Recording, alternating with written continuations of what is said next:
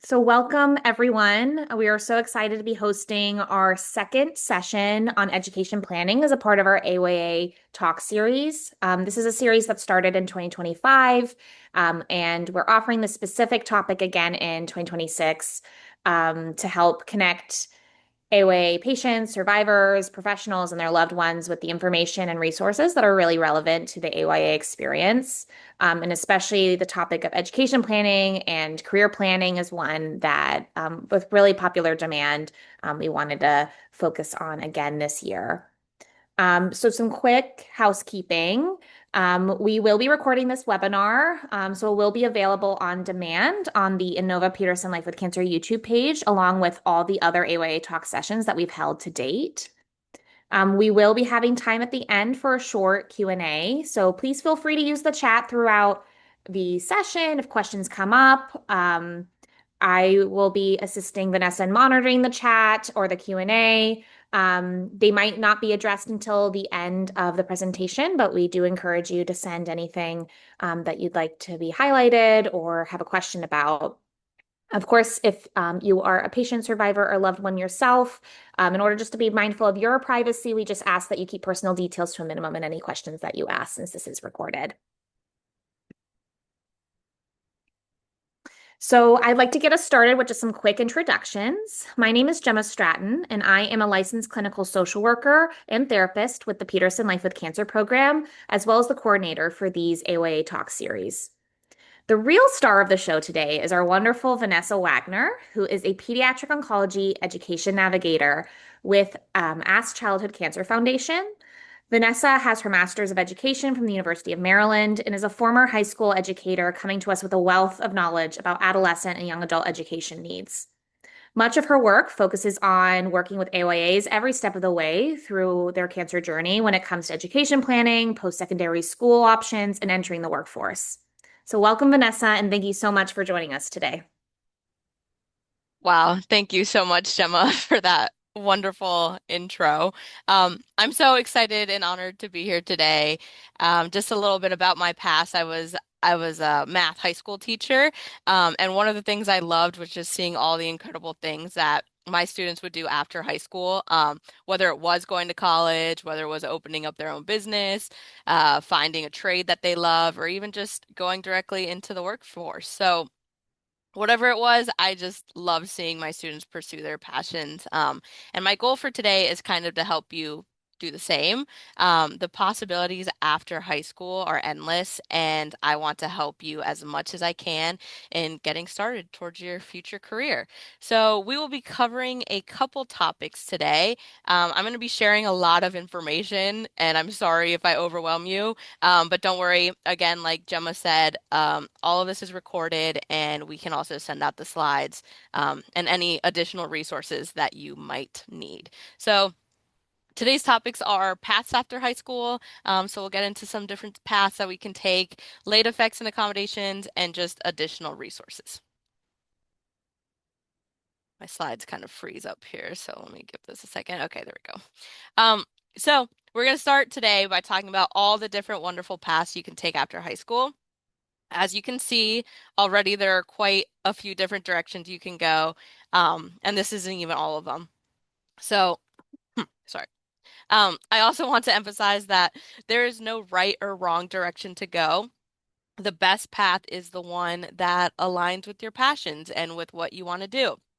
So we're going to take a moment, and just get into each of these. So first, we're going to just talk about college and the university path. There are over 4,000 colleges in the United States, which is crazy. Virginia alone has 62 colleges. So as you can imagine, but picking between all these amazing colleges is definitely very difficult and requires some planning. So I want to give you some tips on where we can start. So I compiled just like a few topics that we can go through about getting an idea of, to narrow down your selection with the college choices. So the first is academic passions. You really want to start thinking about what do you want to study? A lot of schools offer specialized programs for certain careers. So kind of having an idea of what major you want to go to, um, or topic that interests you is a great way to start. Just because again, a lot of colleges do have specialty programs. The next big thing is location and campus. So you want to think about, do you want a big campus? Do you want a smaller campus? How far do you want to be from home? What kind of environment do you want? Temperature, what state? So, a lot of different things to think about here. The third one is health needs. So, how frequent are your doctor's appointments? And do you need to be close to those doctors? What do you think your energy levels will be like? Do you want a campus that might require transportation to each class, or do you want one where everything is very close together? You also want to think about campus support services. So, um, it is most likely that you will be dealing a lot with the service office, and we'll get into accommodations later, but you do want a college that has a well-staffed and accessible disability services office. And you just always want to make sure you're feeling supported and like you have someone that you can go to. You also want to think about campus culture and social life. So, what kind of social scene do you want? Do you want there to be certain clubs available, certain sports, other extracurricular activities that you're interested in? What do those look like? Um, a lot of campuses are known for their different types of cultures, so that's definitely something to keep in mind. For instance, VCU in Richmond is known as a very artsy school. So a lot of students that are interested in kind of art careers or something along those lines, they really like the vibe and the campus of VCU. And then lastly, like I mentioned a little bit before, you want to know the career services and opportunities. So a lot of schools have specialized programs for certain careers. So this means that they include internship programs, they have networking events, and they kind of have a good pathway that leads you right from your degree into a career. So you want to make sure that wherever you're looking, they're going to give you those opportunities. So there's definitely a lot to think about. I know it's overwhelming, but again, this is just kind of get an idea of like what you might like, what's out there. One resource that's really awesome is there's actually a lot of great college search engines out there that can help you narrow down your choice even more. So all of these search engines have different types of like personality quizzes that are cool, because they'll pretty much ask you questions like the things that we just went through just now, and they'll use that information to match you with a handful of colleges. So for instance, if you say that you want a big campus, they're going to match you with colleges that have a big campus. Obviously, it's more narrow than that because they're asking you a few different questions, but all these search engines are awesome at helping you narrow down. And once you have your list narrowed down, you can actually, so after you take these quizzes, you can actually personally search up each college, and it has so much information on each college. I'm going to run through really quick and do a demo of James Madison University, so JMU. So this is the niche college search engine. And again, there's quizzes and everything on there. This is just if I'm just curious. I've heard a lot about JMU. A lot of my past students actually went to JMU. They love it. It's funny because when I was looking this up, one of my students is right here. He was one of my past math students. So again, like a lot of my students love JMU. So I said, okay, let me look into JMU to see what it's all about. So this is where it takes you. So I just typed in JMU, and it takes me to this page, and it has a bunch of different information down here. We're not going to get into all of it because of the for time's sake, but just so you know that there's a lot available here about JMU. So at the top, they'll kind of give you a brief overview of everything.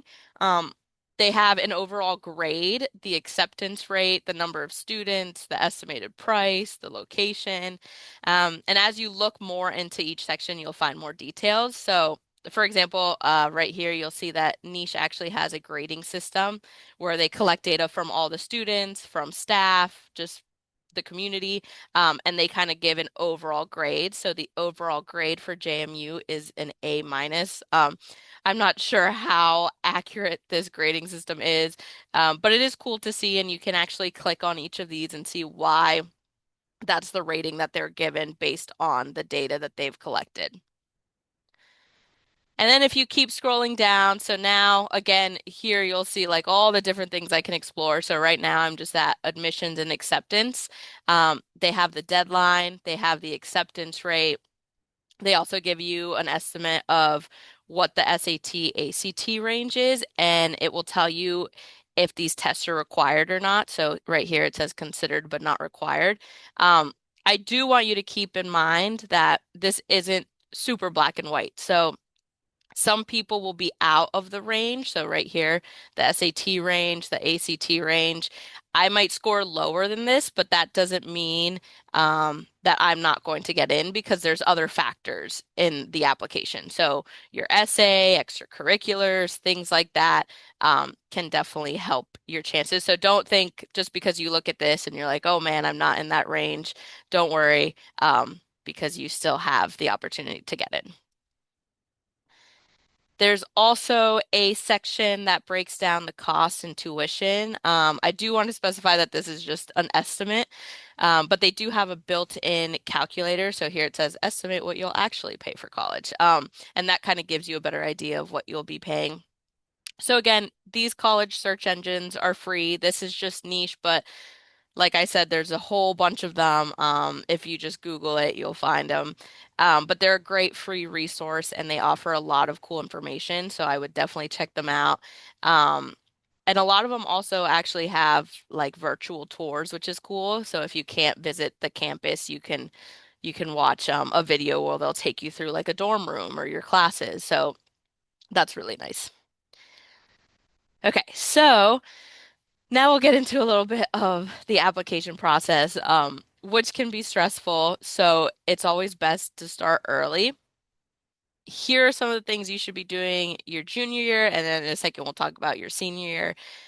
During your junior year, you want to make sure you are taking the SAT or ACT, especially if you're planning to apply to a college that requires it. Like we saw with JMU, a lot of colleges are not requiring it any longer. So you definitely want to kind of make sure if you have an idea of where you want to go to check that. Um, but during your junior year, you do want to try to start these because you can take the SAT and ACT multiple times. And it's actually really common to take it multiple times just to get an idea of how the tests are. Um, and you can also kind of like superset your score. So if you do better in one section, one test, and then this next test you do better in the second section, you're actually allowed to combine those to a super score. So you want to make sure you're giving yourself plenty of time to be able to take these tests. So that's why you should definitely try to start that your junior year. And you should also just try to research some schools. So use those college search engines just to kind of create a list, see what you like. And if you can, take a fun little road trip and visit some of the campuses. This is a great time to do that. And the last one, it's not required, but it's a good idea to start thinking about your college essay, and who you will ask for recommendations. Most colleges ask for at least two letters of recommendation. And from experience, I can tell you that the earlier you ask your teacher, the better. You do not want to be that person that asked your teacher the week before because they might not be able to put as much effort, or they might not be able to give you the recommendation that you deserve. So you definitely want to try to make sure you're ahead of that. During the early fall of your senior year, you want to get started on your application. So many schools use something called Common App, which is super awesome because it's just one application that you fill out and then you can send it off to multiple different schools. The only thing that really changes is the essay question, depending on the school that you're going to. But besides that, all the general information, they have a whole section where you enter your extracurriculars. All of that stays the same, and it's nice because you can just do it once and send it off to a bunch of different schools. I do want to talk about some of the different due dates based on your decision, just because it gets kind of confusing with the vocab. So there is something called early decision. And this is where you must attend the school and withdraw all other college applications as soon as you are accepted. So this is mainly used if you are really, really committed to going to one school and one school only. So let's say I want to do early decision for JMU. I saw the campus, I loved it. I don't even want to think about any other school. That's pretty much saying, and the colleges will see that. They'll see that my application was early decision.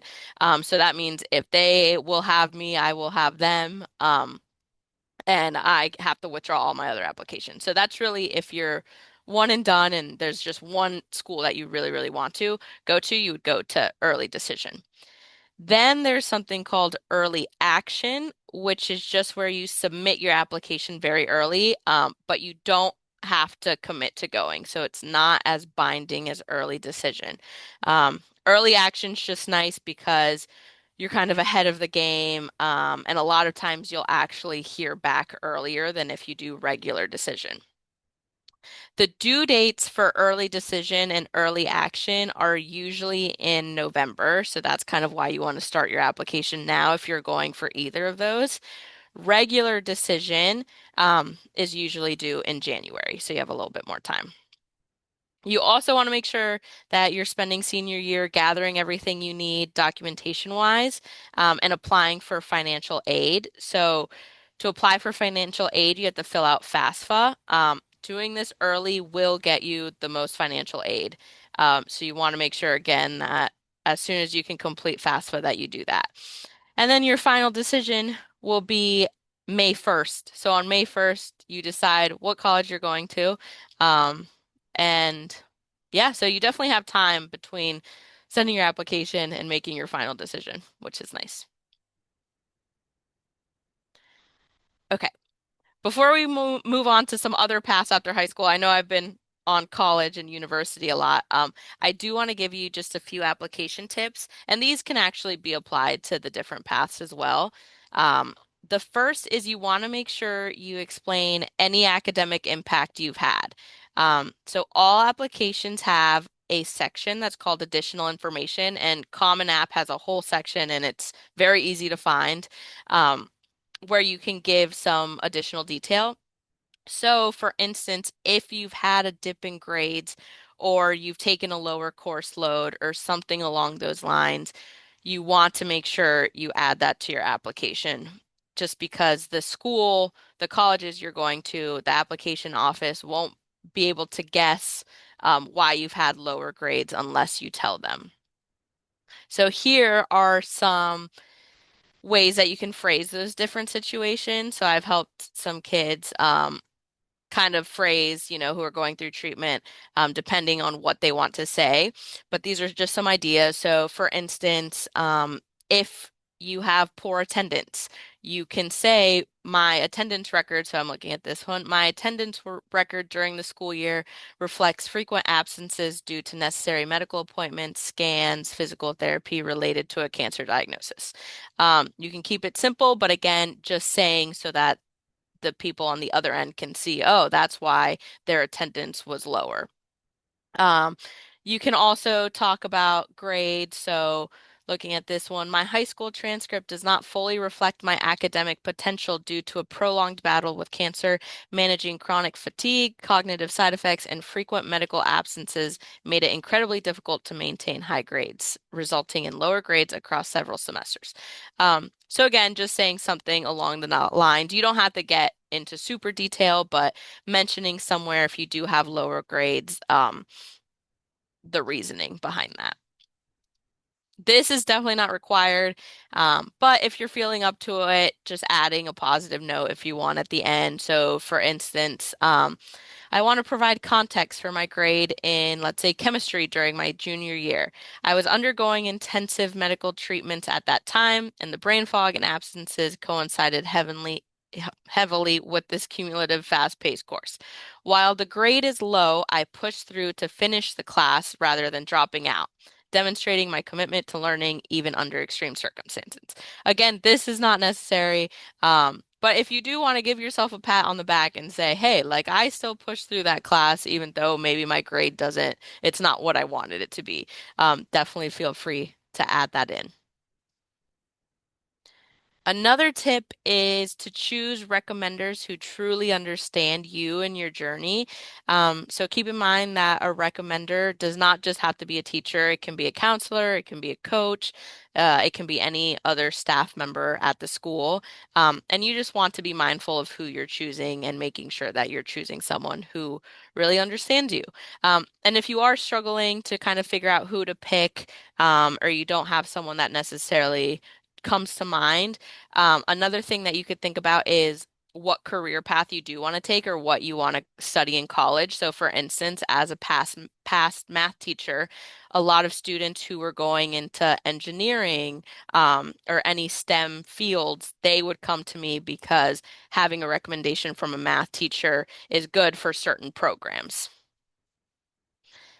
And another helpful thing when you are asking someone to write you a letter of recommendation is making them a brag sheet. So, as a teacher, I don't necessarily see everything that you're doing outside of my classroom. So it was helpful to have students write a list of extracurriculars that they were a part of. Or even I've had students before say, hey, can you focus on this character trait? Can you focus on my leadership skills? Can you focus on this? So just having a brag sheet that a recommender can look at and they can follow along when they're writing your recommendation is also super helpful. Okay, so now I'm going to talk a little bit about trade schools and apprenticeships. So, what is trade school? Trade school teaches you the hands-on skills you need for a specific job. You learn primarily in classrooms and workshops.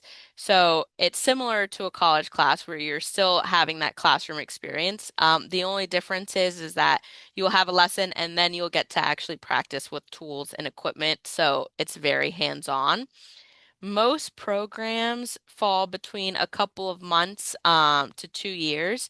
So you will pay tuition like you do for college, but because of the timing and the fact that it's much shorter, the programs actually cost less.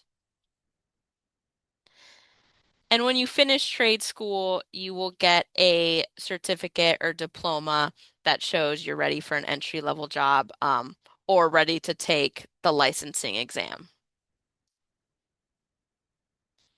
Through trade school, you could become a dental hygienist, a construction manager, a cybersecurity specialist, a pilot, a cosmetologist, and so much more. Again, these were just kind of the most popular jobs that I found through trade school, but the list of job possibilities is insane, of what you can do from going to trade school. And when looking for a trade school, I would definitely start by searching locally. A lot of community colleges offer trade programs. So I know I'm in Northern Virginia and I know Nova actually has a whole trade school program, which is awesome. So that's definitely something you can look into. You do want to make sure that the school is accredited and recognized by employers. And you also want to check to see what certification or license the program prepares you for and if they offer any job placement opportunities. So, similar to college, you kind of want to get an idea of, hey, after I do this, are you going to help me with the next step? Luckily, a lot of trade schools do have really good programs to lead you straight into a career, but it's good to do some research and just make sure. Next, we have apprenticeships. So, an apprenticeship is a program that combines paid work experience with just a very small amount of classroom instruction. So, you're actually hired as an employee and you learn on the actual job. So you will work with a mentor on your job site. And again, this is pretty much a job. So you're working with real deadlines, real skills, and a mentor who's alongside you. These programs, again, it kind of depends on what you're doing or what you're studying, but they're usually 3 to 5 years. But the nice thing is that you are getting paid while you learn, which is cool. Once you finish your apprenticeship, you will get a nationally recognized credential that proves that you're qualified, and this can lead you directly to a stable career. And then here are some more job possibilities. So you can be a medical assistant, digital marketer, software developer, tattoo artist, mechanic, photographer. And again, these are just some of the most popular ones, but there's just so many out there. You can find apprenticeship programs through the U.S. Department of Labor's website. Um, or honestly, you can also just ask local companies. A lot of local companies do have apprenticeships set up, and it's also kind of nice because if you do an apprenticeship through a local company, oftentimes they will hire you right after you're done with your apprenticeship. So it's definitely an option to look at. But if not, if you want to see kind of more a broader area, you can go to apprenticeship.gov and they have a whole list. Okay. Um, Another path you can take is online learning. So this kind of intertwines between the other three that we've already talked about. But online learning is very flexible, and very accessible, and it can be really beneficial while managing treatment, recovery, and long-term health needs. So there's kind of two different sections you can go with online learning. The first is you can actually get an online degree. So many universities offer some sort of online degree program. These programs can take anywhere between 2 and 4 years. Um, and here are some places that offer an online degree down here. But again, it's always good to check locally. So check your local colleges. A lot of colleges do have some sort of online program, especially after COVID. That has been a big growth. So definitely check out that option. And there's at times where even if you're getting a degree from a college, you can do certain semesters where you're online, maybe fall semesters, and then spring semesters you go in for classes. It kind of depends on your college, but just know that that's an option that you can definitely look up. And then there's also online training programs available and certificates you can receive. So this is kind of more similar to trade school, if you're looking for kind of a certain certificate or licensing. There are a lot of online programs that can provide that. And again, here are some places you can look. So Coursera, edX, eCornell, Grow with Google, and US Career Institute. Okay, and then the last paths I kind of want to talk about are gap years, volunteering, and workforce. I know I'm kind of lumping them all together, but just for the sake of time. So, gap years are a great way to gain new skills and explore different career paths. There's a lot that you can do during your gap year. So, you can volunteer, find specialized internships. There are actually a lot of national service programs, like AmeriCorps is a big one, and they offer full-time volunteer work. And oftentimes, these national service programs will actually give you a scholarship to help you pay for college or classes. So if you're not ready yet after high school to go straight into college and you kind of want to take some time, there's definitely a lot of programs out there, that you can check out, and they will even help you with finding your path after your gap year, which is awesome. There's also local volunteering. So, um, a lot of local animal shelters, libraries, museums, hospitals, nonprofits. There's just so many people looking for volunteers. And that's a great way to explore different fields that might interest you. And same with specialized internships. Internships are a great way to kind of get a taste of different careers, and see what you like and what you don't like, which can definitely help you when you're trying to decide your path. Um, Last one is entering the workforce. So I could speak for hours about entering the workforce, but I won't do that to you right now. We do have a lot of resources at the organization I work for, which is Ask, and we have a whole AYA toolkit. which I will share the details about a bit later. But in this toolkit, there's a whole section about entering the workforce. So it has advice on job hunting tips, building your LinkedIn, how to build a resume, what you should do to prep for an interview. So, kind of like what questions they might ask you, a checklist of things that you should have ready, what to wear. So, there's a lot of resources there. And again, this can be used for whether you're entering the workforce after college, whether you're entering the workforce right after high school, after trade school, whatever it might be. It's definitely a useful resource, so I will be sure to share that the website where it's on a little later.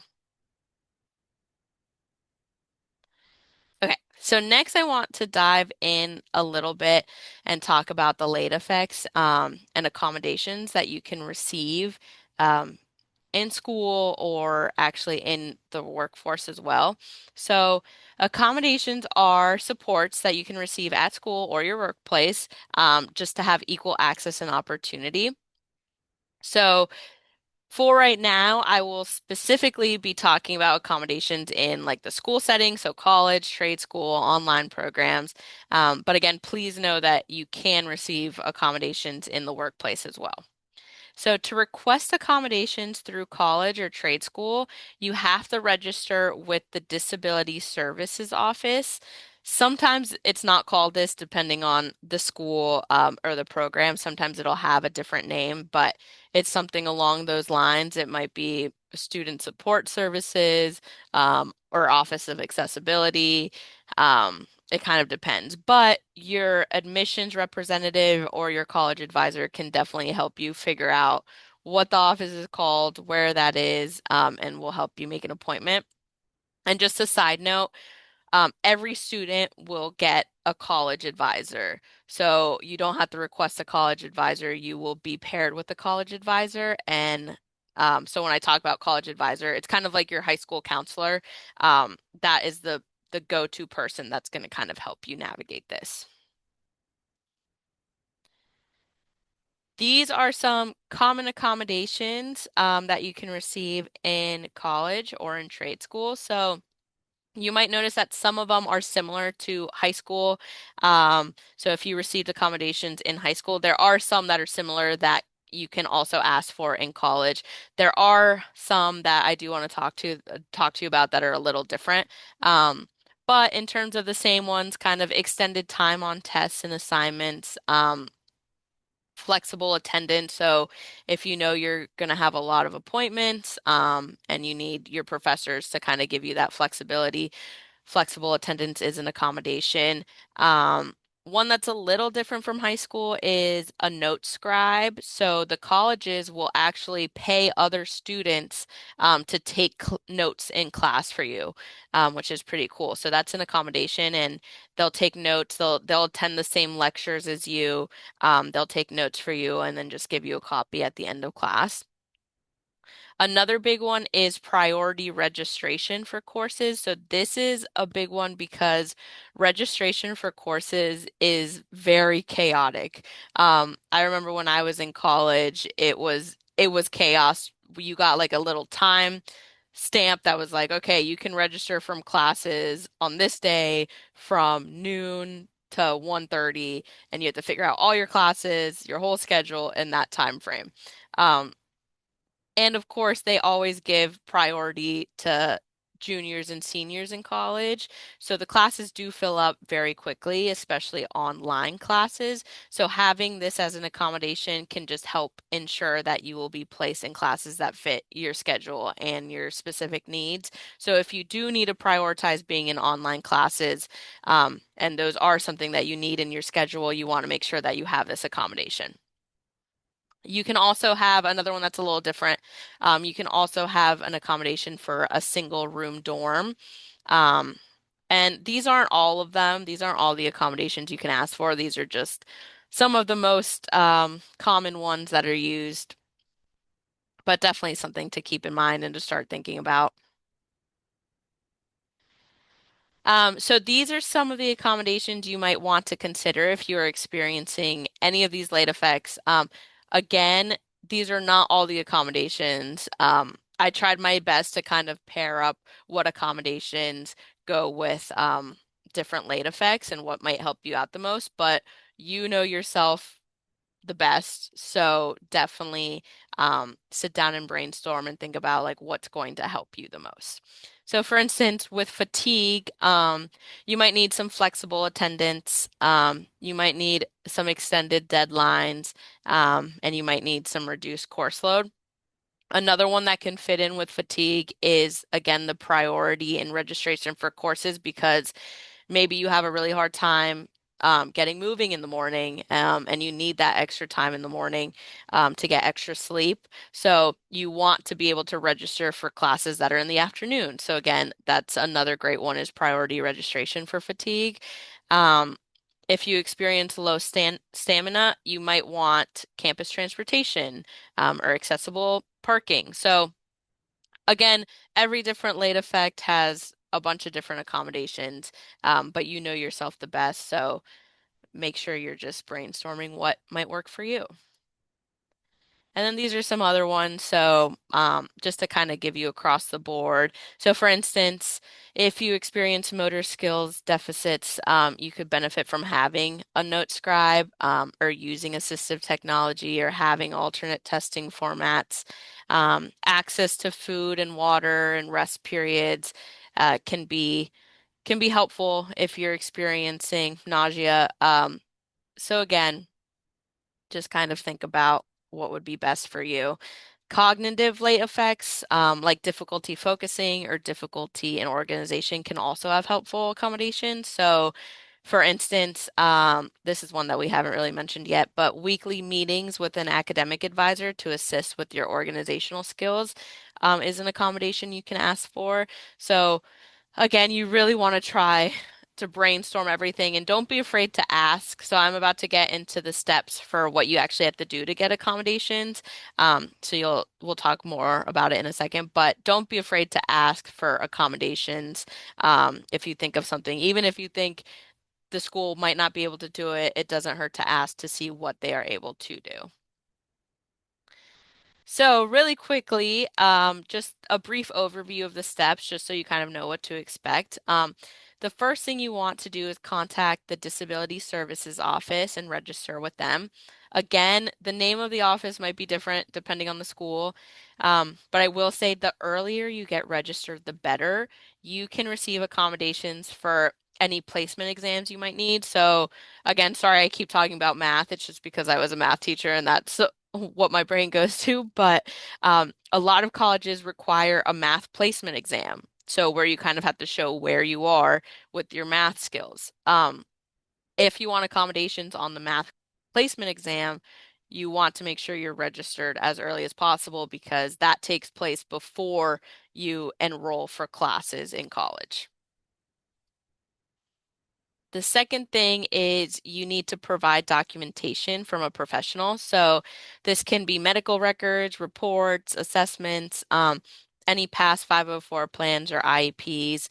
And if possible, make sure the documentation you have clearly states your diagnosis and recommended accommodations.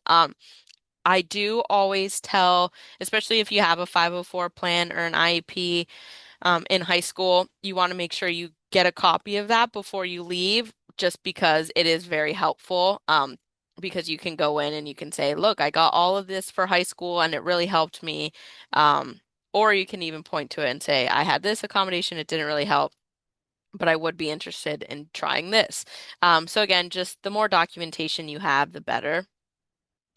The third step is that so after you contact and register and you provide documentation, they're actually going to pair you with a representative. So you're going to meet with that representative and you're going to discuss your specific needs. So like what I was saying before, this is where you need to be open. And not afraid to ask for certain accommodations. So be open to discussing your experiences, and what accommodation do you think might help you, what won't be helpful. And they'll also kind of give you an idea of what your classes look like, what campus will be like, what accommodations are usually needed for certain things. So just if you go in with a checklist, and you've already brainstormed some, that definitely gives you a head start. The next thing, which is very different from how it is in high school, is you actually have to communicate with your professors your accommodations. So in high school, every teacher is automatically made aware of your accommodations. Um, Unfortunately, that is not the case in college. So you will be given a letter by the office, and it will say what accommodations you receive, and it's your responsibility to give that letter to each of your professors. Um, Again, you don't have to go in and give them your whole medical history or anything if you don't want to. They will just give you a letter with accommodations, and then you just go up to your professor and you say, "Hey, these are the accommodations that I should be receiving in this class." The last step is just to make sure you're always self-advocating. You heard me say before that you know you the best. Nobody's going to know you better than you do. So make sure you're self-advocating. If you need to adjust your accommodations, if something's not working, or you're having issues in a class or anything along those lines, just make sure you reach out to that representative, or your college advisor, and you just self-advocate. And then the last thing I want to kind of talk about before we move to the next section is just a few key reminders. So again, make sure you keep in constant communication with that college advisor or your counselor. They're going to assist you the most with this process, and having a good relationship with them is great. I had a great relationship with my college advisor, and she helped me with everything from even registering for my classes and figuring out what I was taking what semester. So that is a good person to keep in constant communication with at your school. And again, an IEP 504 plan can be super useful. So if you had one in high school, it's very useful when you're planning college accommodations. So make sure you grab a copy of that before you graduate. But I do want to highlight that these do not directly transfer to college. Unfortunately, it's not like high school where if you had accommodations freshman year, it goes to sophomore year. No, you have to do a whole process for college. So don't just think that because you had a 504 plan in high school, it'll automatically go to college. And then the last thing is don't be afraid to remind your professors of your accommodations. So, in a perfect world, professors would remember your accommodations, but again, sadly, that's not the case. They have a bunch of students, so you want to make sure that if a professor isn't providing your accommodations, that you go up and say, "Hey, just a reminder, these are the accommodations I should be receiving." All right. So additional resources I want to talk about. One of the biggest ones is scholarships. So we have a big list of scholarships for college and for trade schools and vocational schools. Um, a lot of these scholarships you can actually apply for while you are in college. So it's not just if you're a high school senior that you have to be applying for these. If you want to apply for some while you're a senior in high school, you can, but you can also apply when you're a freshman in college, a sophomore in college, a junior in college, a senior in college. So don't just think this is a one-time thing. And there are just so many out there. So this is honestly just all that would fit on one page, front and back. But if you do a simple Google search, you'll find so many scholarships out there, and it doesn't hurt to apply. So a lot of the scholarships for students affected by cancer. Another nice thing is that the essays are essentially all the same. So it's nice because you can just take an essay for one, copy and paste it into another, and kind of knock out some of the applications like that. Before applying, you do want to make sure you have some of these following things ready. So I've sat down with a lot of students to try to help them navigate the application process, and these are some of the most common things that the scholarships asked for. So one is a diagnosis verification, or a signed letter from your provider stating your diagnosis and dates of treatment. A lot of times, depending on where you're treated, most of the time a social worker can help you. So if you just get in contact with your social worker and ask for a diagnosis verification, they can help you with that process. If not, just having your provider sign a letter can also work. The second thing is an acceptance letter or proof of enrollment. So a lot of times scholarships will send the money directly to the college or the program that you're a part of. Unfortunately, a lot of scholarships can't just write a check in your name, even though that would be nice. They have to send it directly to the program. So they just want to make sure that you're enrolled somewhere, and that you're planning to attend somewhere. So you can just send them a copy, even a screenshot of your acceptance letter once you get in somewhere, or a proof of enrollment. The third, which we talked a little bit about, is an essay. Most applications require an essay on how your diagnosis impacted your life. Um, and again, these are like 90% of the essays for these scholarships. So it's if you just write it out once on a Word document, Google Doc, and just copy and paste it over, that's a really helpful thing to do. Fourth, you will most likely need an official transcript, so either from high school or from the college you're attending. So just make sure you know who to contact and how to get a hold of one of those. And then the last thing is some scholarships do require a letter of recommendation. This can be, again, from a teacher, a coach, another impactful adult in your life. Um, and again, the earlier you ask, the better. I will say, don't be afraid to ask someone who's already written you a letter of a recommendation. I had a lot of students who I wrote their college letter of recommendation, and then they came back to me a couple months later and they said, "Hey, I'm applying for the scholarship. Do you mind just changing up the wording on your letter of recommendation and sending it into the scholarship?" It's very easy to do, so don't be afraid to ask your teacher or whoever wrote that letter of rec. It is super important to note that all scholarships have different requirements, so make sure you're giving yourself time, about 3 to 4 weeks, to gather everything that you might need. Again, things like diagnosis verification, that might take a little while depending on your treatment center, or what that process looks like, and that way you can give your social worker time to get that done. And same with letter of recommendation, you want to make sure you're giving people time to write those. I'm going to quickly highlight just some of the big scholarships that are out there. So Bite Me Cancer is a newer scholarship. I believe they just started giving scholarships about a year ago. And it's for high school seniors and current college students from Virginia, Maryland, and DC area. The application opens in December, and you can be awarded up to $5,000. Another tip for you is that you are more likely to get a scholarship if it's local. So searching local scholarships is super helpful. So Bite Me Cancer is great, especially if you're from the Virginia, Maryland, DC area. But all states have some sort of local organization, that's giving out scholarships. So just make sure you look that up. The Sofia Blanco Scholarship is another great one. You are awarded $2,000 and a laptop.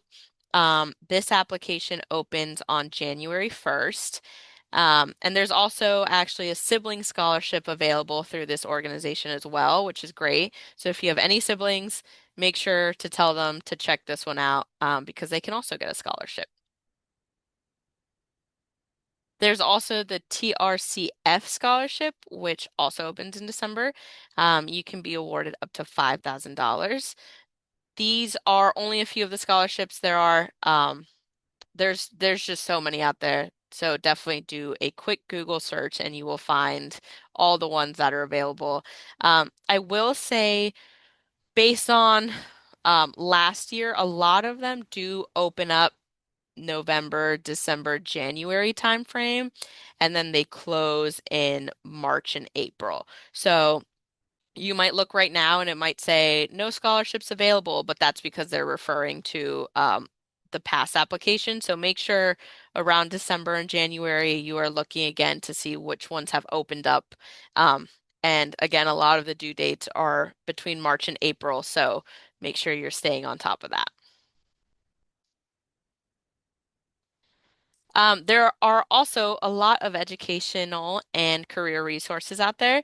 So Cancer for College has a lot of great webinars and helpful resources regarding academics. And that's really helpful, especially if you are in college and you're just looking for resources. They will do a lot of kind of virtual hangouts where you can talk to other college students. And they just give a lot of advice for different, pathways, or, things to manage during college. Another one that's really cool is Connecting Champions. I love this organization. They will connect you with a mentor and give you insight into career options. So, for instance, if you are interested in becoming a chef, they will actually connect you with a current chef, and you meet virtually, and they can answer any questions you might have and give you advice. Um, so it would be similar if you were interested in being a math teacher. They would pair you up with someone like me, and then you could ask me about, how did I get to that career? What classes did I take? What helped me? Any advice?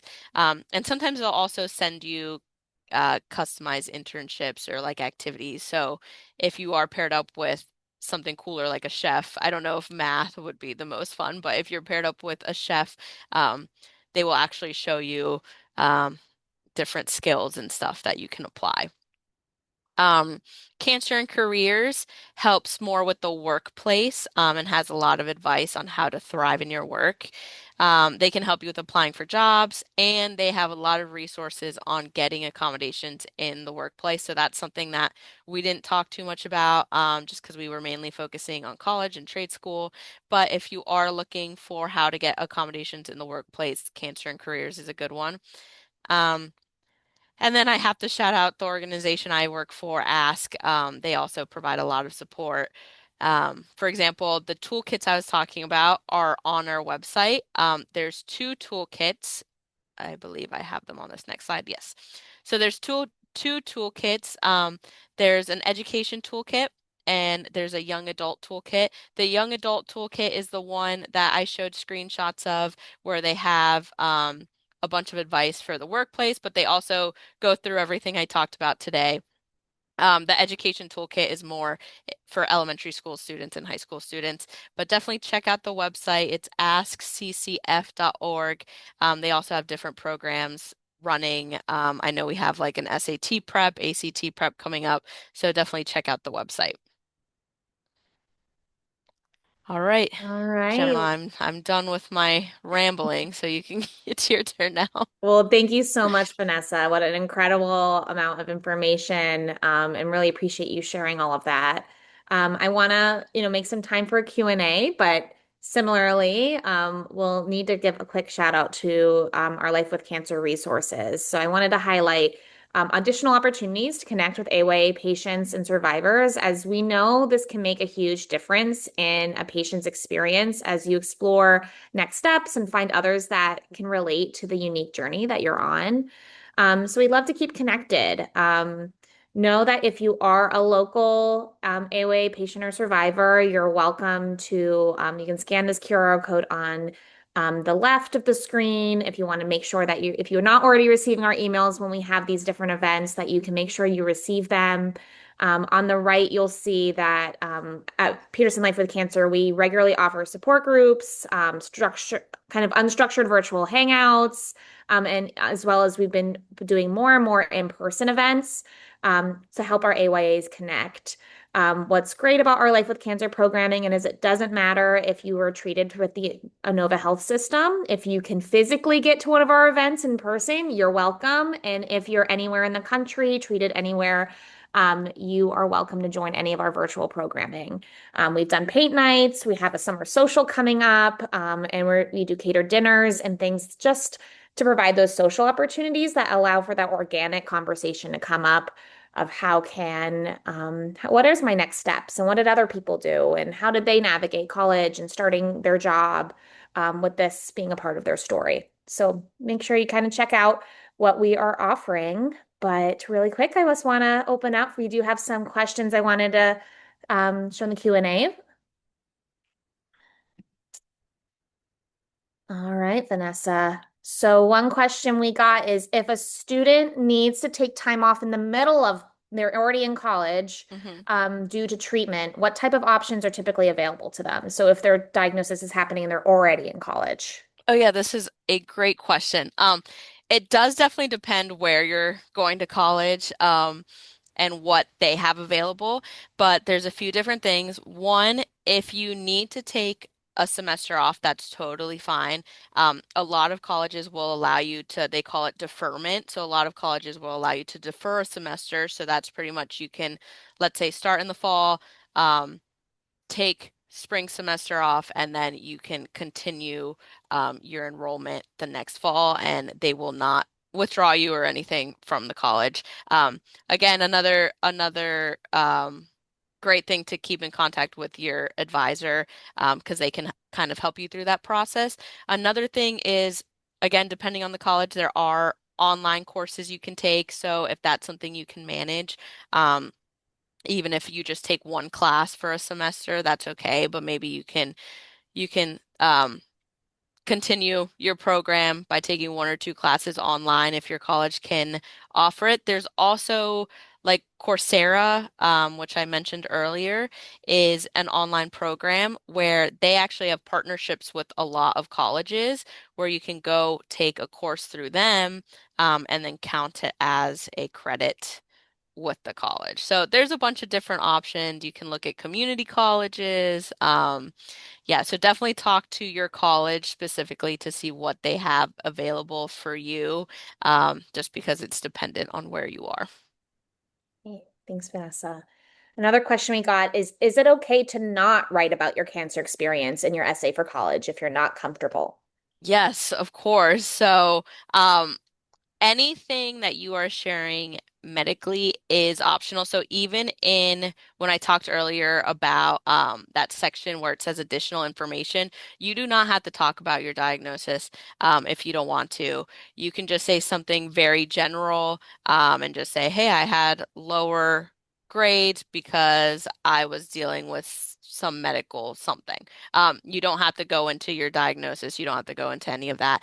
Same with your essay. There's a lot that you can write about for your college essay. It does not have to be cancer related, if you don't want it to be.